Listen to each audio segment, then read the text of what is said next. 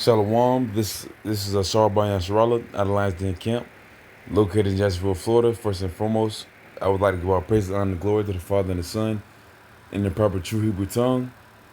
Kal Halam La Yahweh Bashim Shah Bashem Harakak Udashma Moth. Also double honors to the elders and the apostle GMS.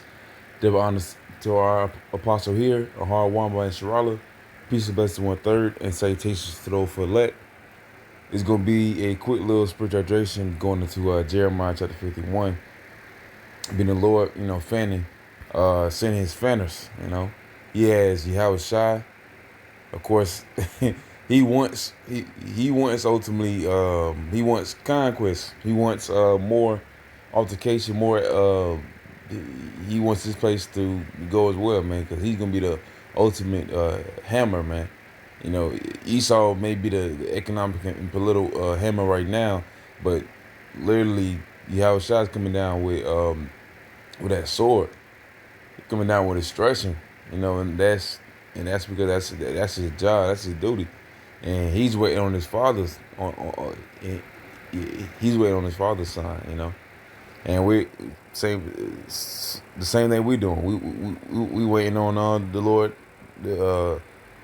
to push more prophecies, and and ultimately that's what's happening right in front of our face.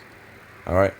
So this is Jeremiah chapter 51 and 1 that says, "Thus saith the Lord, behold, I will raise up against Babylon and against them that dwell in the midst of them that rise up against me a destroying wind." So now you got nuclear destruction, man. You got nuclear destruction, ICBMs, intercontinental ballistic missiles.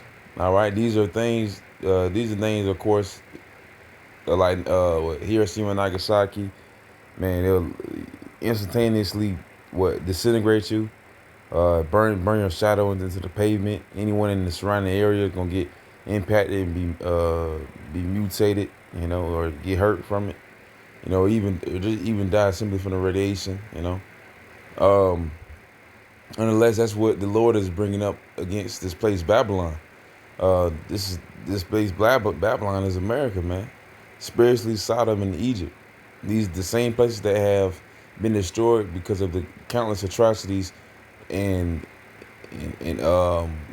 atrocities and what's another word? Is ultimately is going against the Lord. So this place is like every bad place rolled into one. It's like Sodom and Gomorrah.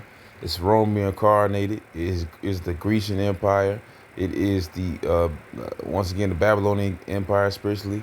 All right. It's like Nineveh. It's spiritually the Chaldees. This place is much like every other place that needs to be destroyed because of the iniquities it has done against the children of Israel and against the Most High. So verse 2 it says, "And I will send unto Babylon fanners that shall fan her and shall empty her land. For in the day of the trouble they shall be against her round about." All right, you got you have your house being the main fanner, and of course the Lord's servant doing what we supposed to do, going on the highways and byways, being the Lord's mouthpiece, being his battle axe, being his great warhammer, because we're telling our people of this upcoming destruction, what's going to happen to this place.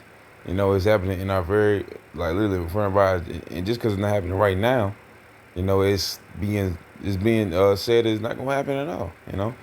Just because it hasn't happened don't mean it won't. Think about all the other kingdoms that has prospered among the earth.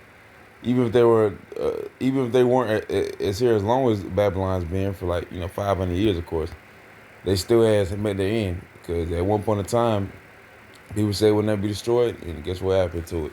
This place here, Babylon, needs to be destroyed. Literally, Esau is the hammer of the earth.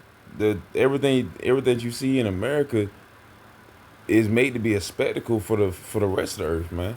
Esau wanna set up a new monetary digital currency, and being that spectacle, he's a spectacle of wickedness, man. He wanna create a whole new order under a satanic order. Being want to be robot. We get robots, man. That's crazy. But in verse 3. This is an against him that let the archer be his bow, and against him that lifted up himself. Oh, it's like it. I think I was it though.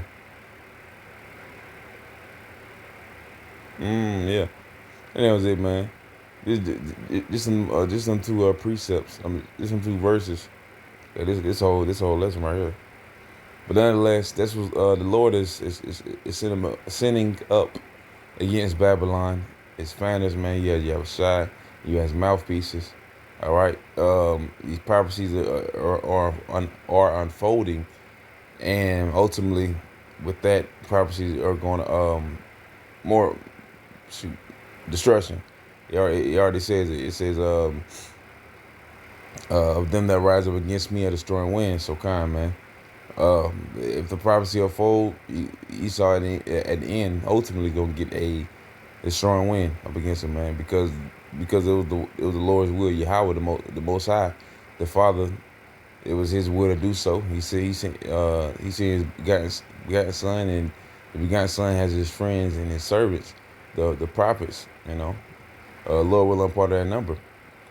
Um, so kind of nonetheless, Lord willing, this little spiritual edition was edifying. And now with that, I say shalom.